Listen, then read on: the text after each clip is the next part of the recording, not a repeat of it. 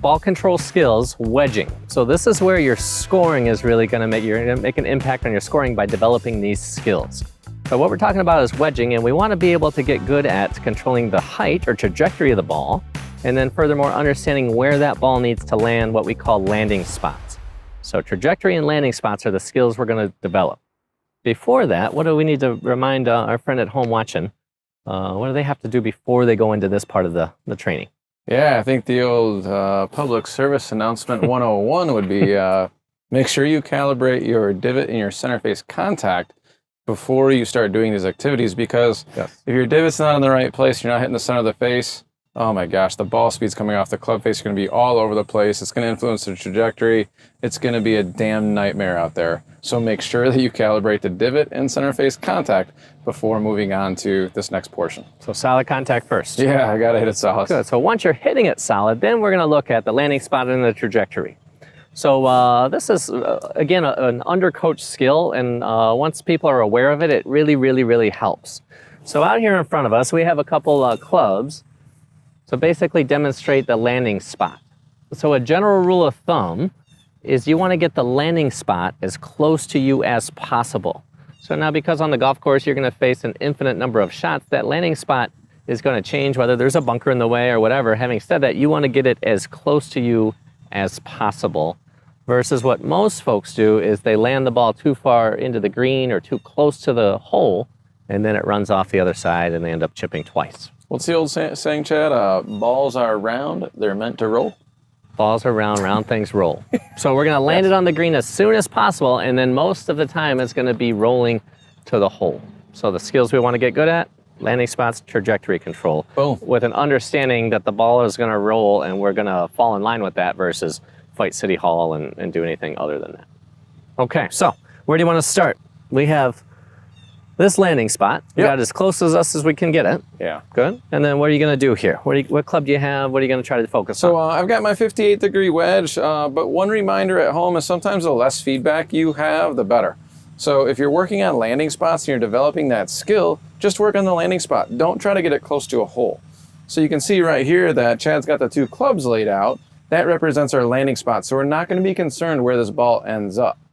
How we're going to get better at hitting the landing spot is through our friend Goldilocks. So what we're going to do is we're going to try to send the ball past the landing spot, short of the landing spot, and then in the landing spot to develop the skill of controlling your landing spots. Very good. So solid contact first, and then developing the skill around controlling where it actually lands, yes? You got it. All right, you're going to go too far to start or too short? Let's go too far to start. All right.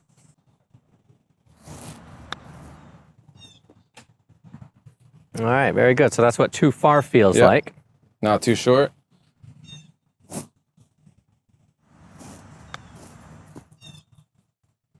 Very good. So 3 different landing spots, and then the ball ultimately went 3 different distances. So when you start to do this work, start to pay attention between the correlation between where the ball lands and where it ends up. So on this one, are you going to try to go somewhere in between, or what you feel like is just right? In between, yeah.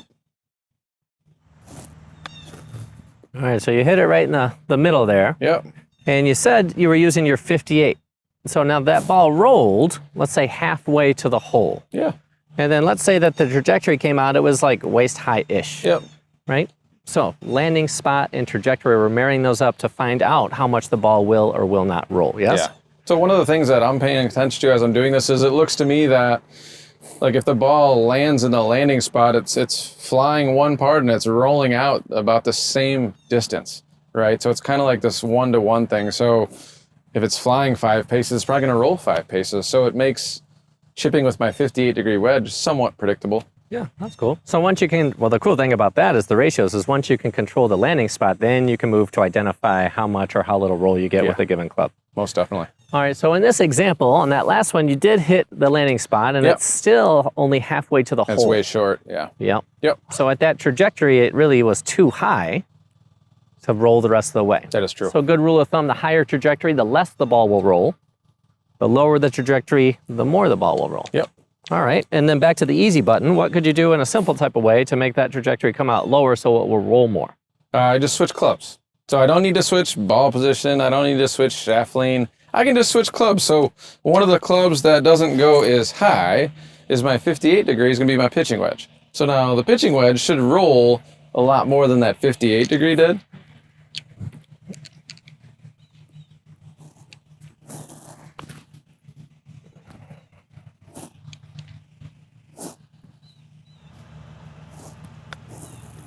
So you hit the landing spot beautifully. It's like you'd practiced that shot already. Yeah. And the ball ends up relatively close to the hole. Yeah, so because you have the landing spot developed, just by switching clubs, allowed you to get the distance appropriate. You got it. Very good. So trying to figure out the marriage between how high or low and where it needs to land to figure out the appropriate shot. Yep. Now, if we moved over there or over there, this would change. So it changes all the time. Is that fair to say? All the time. Back to being adaptable. So to get people to understand this, what's the easiest way you can get folks to understand this concept without confusing things? Which club to hit? Or just the marriage between the landing spot and the trajectory? Yeah, I think the easiest thing that you can do at home is just getting down on one knee so you're at the same height that you're hitting from, and then just start tossing balls. So here's an example of how this would work, right? So let's go somewhere different, since we already demonstrated that. So what about over here? So let's say you hit your shot in here, and here you sit. This is a different shot. Yeah. So I could get down on one knee here and just do a gentle toss, and just kind of observe how the ball rolls out. So now what I'm trying to figure out here is, well, what club now goes that high? Yeah, easy question to ask is what club would make it look like that? So tossing will allow you to see what the ball needs to look like. If you can't see what it needs to look like first, you're going to have a hard time understanding this relationship. That is true. So now with the clubs that we have here, what club do you feel like will make it look like that? I think it's pretty similar to the last shot I hit. I think my pitching wedge will go that same height. Let's see if that's true.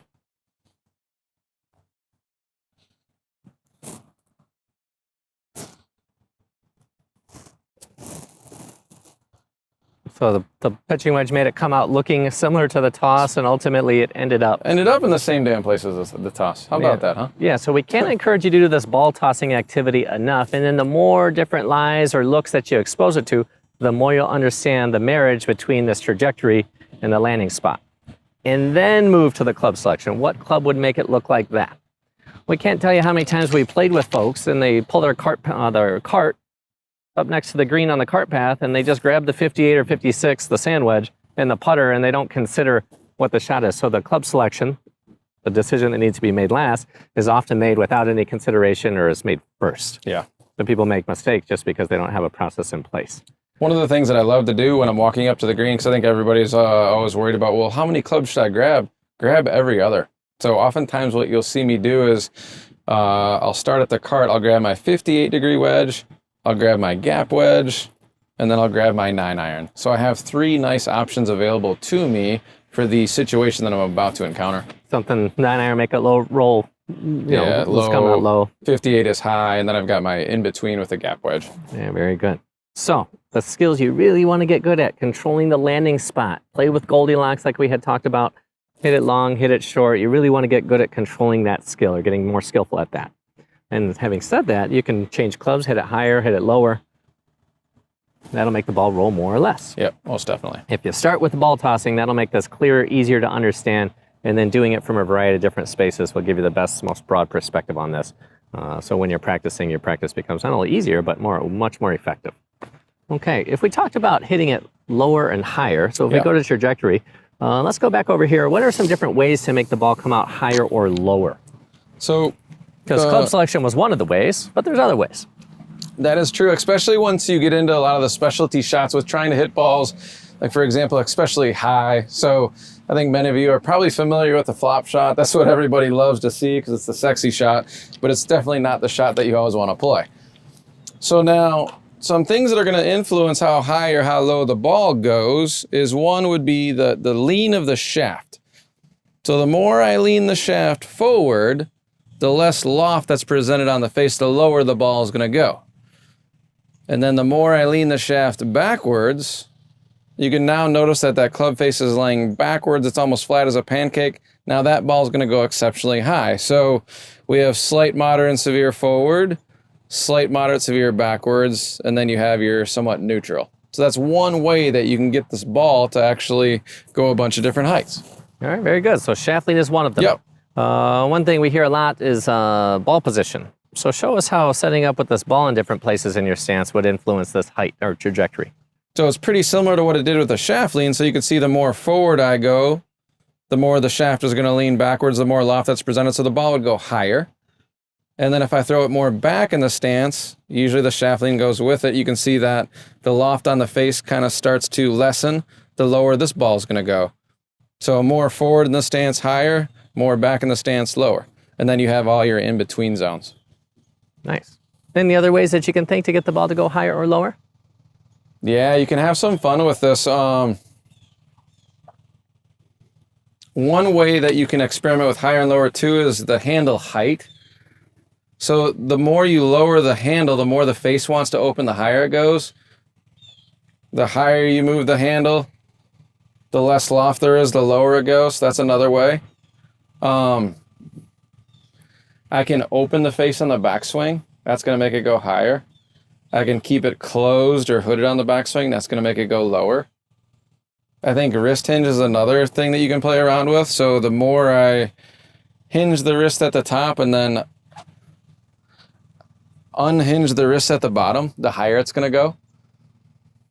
The more I keep the shaft leaning coming into impact, the lower it's going to go. So you can play around with that one as well. But Chad, I think the underlying theme is if you think of people that have really good short games, I think a lot of times what you notice about people that have those good short games is they spend a lot of time around the green with wedges in their hand, and they're just being playful. They're running experiments when they're out there. So the more time you spend around the green playing around with these shots, the better short game you're going to have, because you need an infinite number of shots around the green. It changes all the time. Yep, so it changes all the time. So having said that, you can hit it higher, you can hit it lower. More club, less club, open the face, close the face, lean the shaft forward, so on and so forth, all the things you just talked about. We can't encourage you enough to go back to the one common denominator in all of this, one motion, right? So as far as trying to smooth out the swingy motion is the best thing you can do to get control of the landing spot and make more solid contact, so that you can start to figure out if you need a little higher shot or lower shot, what have you. Yeah, I think one of the demonstrations we do a lot at GLA, or at B-Golf, is a lot of tossing ideas, right? So if you think of, if I'm going to toss Chad a ball, how I control the distance is I look at Chad, and my arm swings freely back and forth, and then I get the ball to go that distance. Well, you can use those same concepts when you chip. If you think about when you're chipping, you would look at where you want the ball to land, maybe not the pin so much, but look at the landing spot, and then just make sure the club is being swung freely back and forth. We think a lot of times there's way too many people that are trying to calculate or almost compute how far the club needs to go back or the speed that they need to swing the club at to get the ball to go a desired distance, but that's not how we control distance with any other object control sport that we play. It's a matter of you look at the landing spot and then there's freedom attached to it. Right. So use that when you play. Yeah, go back to the free swinging motion. One thing before we go here, to make the cleanest contact around the greens, assuming it's not in the rough. Sure. And demonstrate this free swinging motion here. And then let's talk about, like, is there going to be a divot around the greens or no divot? And then what part of the club are we trying to get to interact with the turf? Yeah, in a perfect world, we still want the golf club to interact with the turf. If you're looking to make solid contact, the club has to interact with the turf. But I think what helps a lot when you're around the green is there's a part of your golf club, we call it the bounce. It's the surface area built up between the leading edge of the club and the trailing edge of the club. So this middle part is built up a little bit. So we're trying to get that part of the golf club to interact with the turf so it skips off the turf. We don't want it to dig too much. So that's the part of the golf club that you're trying to get to interact with the turf. So Ben, show us a swinging motion where you try to get the bottom of that club to interact with the turf. Very good. So you can see it just kind of bruised the turf, if you will. There was no digging, no big old divots. So going back to one motion to get that ball, the loft of the club will do its job and elevate. You got it. Okay. Skills are pay the bills. Skills are the name of the game. What you're trying to get good at is controlling the landing spot and then the appropriate trajectory to figure out how far or how little the ball will roll. So play with this. Tossing is going to help you the most. Keep up your training and we'll look forward to seeing you soon.